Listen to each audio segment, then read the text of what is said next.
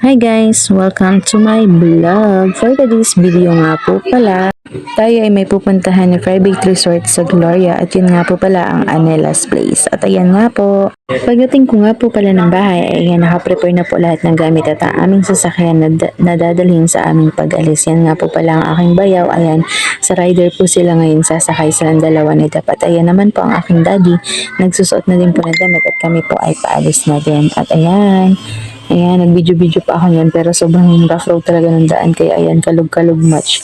Ayan.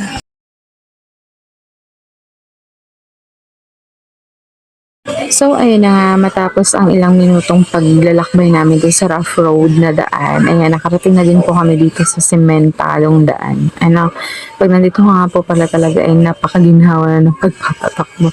At ayan, kami na nga lang po yung nahuli dito na umalis. Gawa po ng hinintay po nila ako galing sa aking trabaho.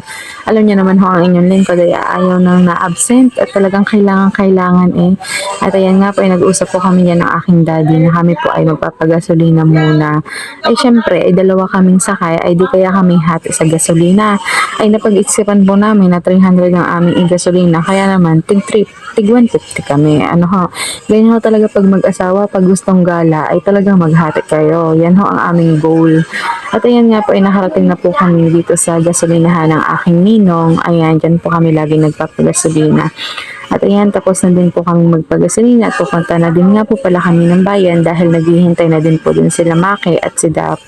At ayan, pagdating nga po namin dito ay tapos na po ang kanilang pinaluluto na burger. Bali, by one take one po yan, kaya tigalawa kami guys.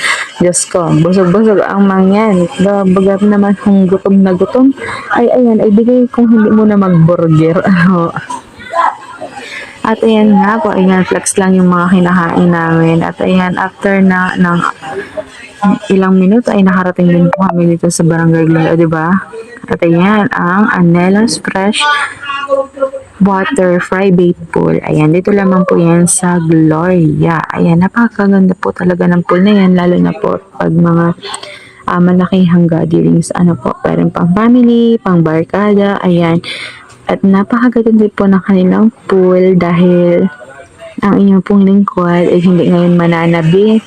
At talaga naman po pag sa ibang pool ay talagang ako may pantabilaang at gawa ng hindi maalam bagang lumangoy. Ay ayan, ay 5 feet ay kaya-kaya pa naman. Pero kung 7 feet siguro yung hindi na ano ho. At ayan nga ho, ay nakapag-enjoy yun nga po ang inyong lingkod sa pag-swimming. Bali kagabi ay alas 12 na nga po pala kami nakatulog.